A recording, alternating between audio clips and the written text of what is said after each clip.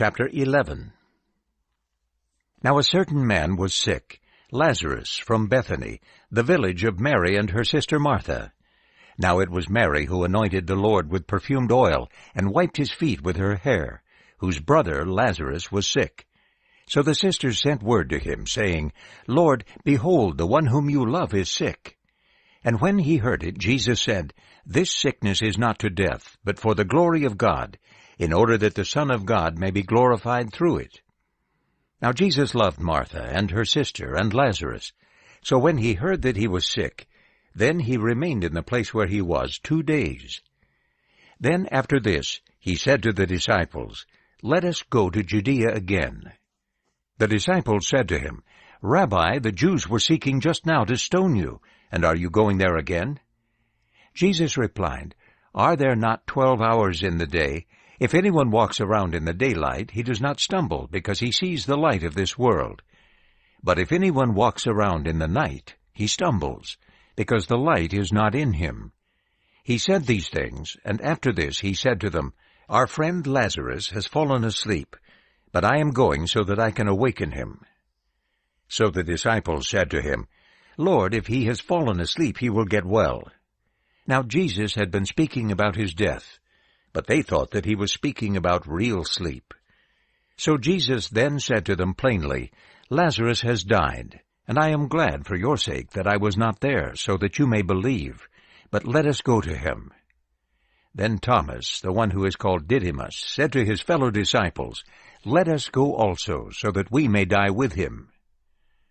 So when he arrived, Jesus found he had already been 4 days in the tomb. Now Bethany was near Jerusalem, about 15 stadia. So many of the Jews came to Martha and Mary in order to console them concerning their brother. Now Martha, when she heard that Jesus was coming, went to meet him, but Mary was sitting in the house. So Martha said to Jesus, Lord, if you had been here, my brother would not have died. Even now I know that whatever you ask God, God will grant you. Jesus said to her, Your brother will rise again. Martha said to him, I know that he will rise again in the resurrection at the last day. Jesus said to her, I am the resurrection and the life. The one who believes in me, even if he dies, will live.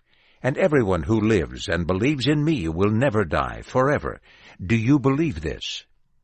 She said to him, Yes, Lord, I have believed that you are the Christ, the Son of God, who comes into the world. And when she had said this, she went and called her sister Mary privately, saying, The teacher is here, and is calling for you.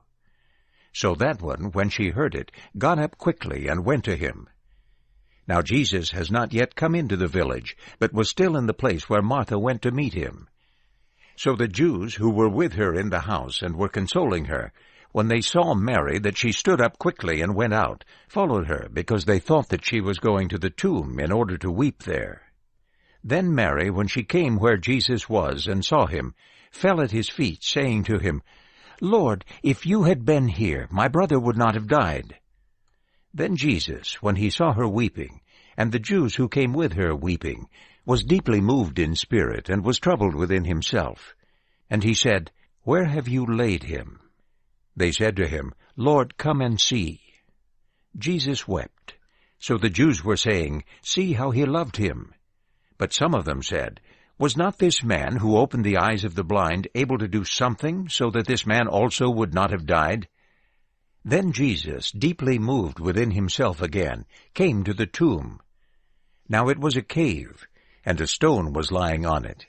Jesus said, Take away the stone.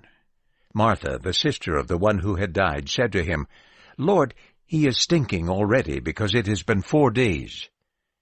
Jesus said to her, Did I not say to you that if you believed, you would see the glory of God?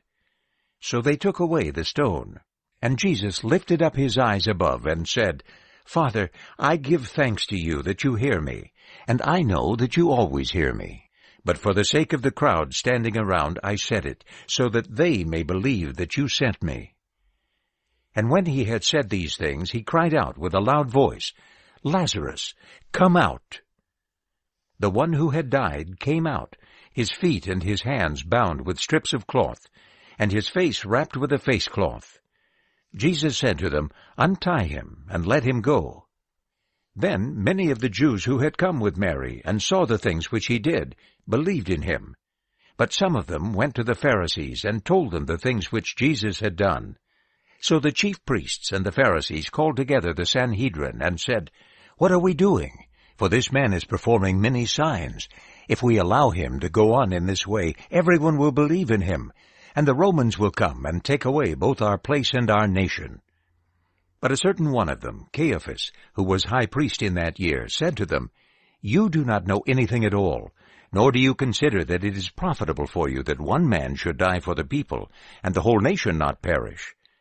Now he did not say this from himself, but being high priest in that year, he prophesied that Jesus was going to die for the nation, and not for the nation only, but also that the children of God who are scattered would be gathered into one. So from that day they resolved that they should kill him. So Jesus was no longer walking openly among the Jews, but went away from there to the region near the wilderness, to a city called Ephraim, and there he stayed with the disciples. Now the Passover of the Jews was near, and many went up to Jerusalem from the surrounding country before the Passover, so that they could purify themselves. So they were looking for Jesus, and were speaking with one another while standing in the temple courts. "What do you think, that he will not come to the feast?" Now the chief priests and the Pharisees had given orders that if anyone knew where he was, they should report it, in order that they could arrest him.